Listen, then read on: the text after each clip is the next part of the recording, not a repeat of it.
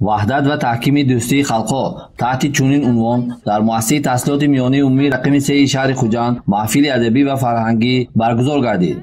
در محفل نماینده مقامات اجرایی حکومت دولتی شهر خوجند، رهبری تشکیلات سپری وطن، مهمانان، جنگاوران اینترنشنالیست از شهر کراگانده جمهوری قزاقستان و شهرهای تاشکند و اندیجان، ولایت سخنرانی ازبکستان و دیگران اشتراک نمودند. نخست مهمانان پرده از لوحه یادگاری تجدید شده سپری وحدت که به خاطر جنگاوران بریگاد 99 تیراندازی الهیده تاجیک تشکیل گردد برداشته به آن گلچنبرها گذاشتند.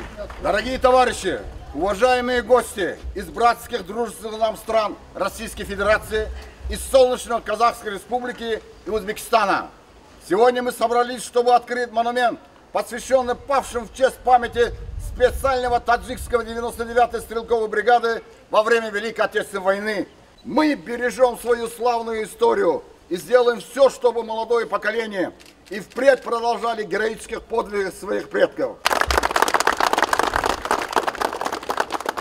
ضمن شناسایی بازارخانه بریگاد 99 تیراندازی الهیده تاجیک که در نزد مؤسسه تعلیمی هنوز سال 1985 با اقدام کارمند شایسته تاجیکستان محمد نظیر احمدov تأسیس یافته بود، اطلاع داده شد که تمام کارنامه‌های فرزندان تاجیکستان در این جنگ خانمانسوز جمع‌آوری کرده شده و آن در تربیت و تندرستی و میهن‌پرستی نسل نورس سهمی ارزنده خویش را گذاشته می‌باشد. برای تشکیل کردن همه آثارخانه تمام نقش تا دههای تمام ولایت رفته زور کرده کاف کرده اشتراکچی جنگ یافته. من همه آثارخانه تشکیل کردم که برای آینده جوانان یک درس عبرت است، برای معلمان عبرت، یک عیانیت تیار، یک صحیفه مکمل خلق تاجیک در سالهای جنگ بزرگ وطنی به شمار میره. موزه مکتب ما برای تربیت حربی وطن دوستی، برای خدمت کردن جوانان در صف قوای مسلح رول اساسی را بازی میکند، زیرا که هر یک فرزند انسان، هر یک پسر بچه باید که به سن 18 برآمد در صف قوای مسلح جمهوری تاجیکستان رفته خدمت کند و وطن خودش را محافظت کند. سپس در تالار مؤسسه با اشتراک مهمانان محفل علمی، ادبی و فرهنگی صورت گرفت.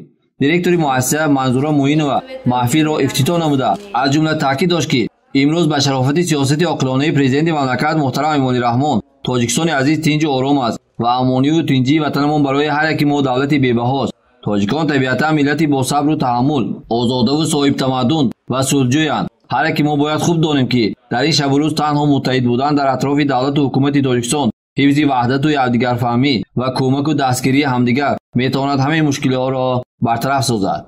سپس مهمانان سابقداران اینترنشنالیست از جمهوری ازبکستان، قزاقستان، تاجیکستان برآمد نموده تاکید داشتند که پاس داشتن نام فرزندان شهید گشته در جنگ بزرگ وطنی اهمیت مخصوص دارد، زیرا نمایندگان زیاده از 100 ملت و خلقیت‌های سابق شوروی همچون عضو یک عائله متحد گردند برای تقدیر و ساختار رشد آینده جامعه جهانی جان‌نثاری‌ها کردند. در محاربه‌ها برای نجات جامعه بشری و اتحاد شوروی هر جمهوری اتفاقی، هر ولایت و شهر در به دست آوردن غلبه بزرگ سهم خویش را گذاشتند.